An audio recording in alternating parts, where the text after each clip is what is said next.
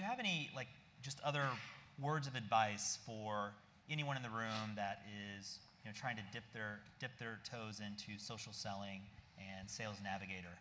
Anthony, anything? Yeah, I think there's a couple of things. The whole ROI thing drives me crazy because it's like, who cares? Who cares about that? Because, in a company I worked at recently, they were trying to discover the ROI for marketing or social selling.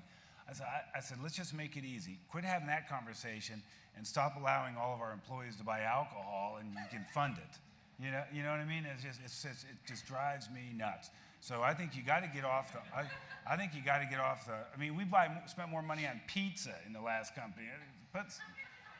LinkedIn Sales Navigator is $800. I mean, who cares? It's just crazy, right?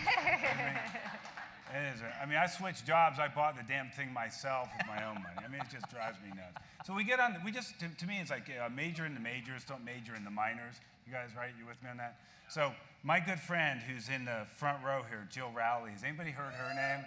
She is amazing. I remember when I saw her. She's like a YouTube sensation. I'm in her fan club now.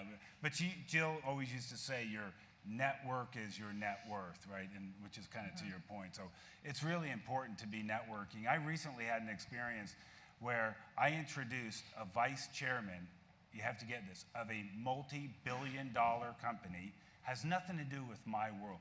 A vice chairman of a multi-billion-dollar company to a New York Times best-selling author. He happened to be my friend. I had never met this gentleman. And they've begun a relationship that may be mutually beneficial.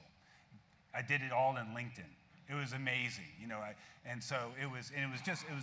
for me, it was like a little bit of inspiration. I wasn't trying to sell either one of those people anything, but I was trying to help both of them in where I thought that they could help the world that they were living in or the environments that they serve.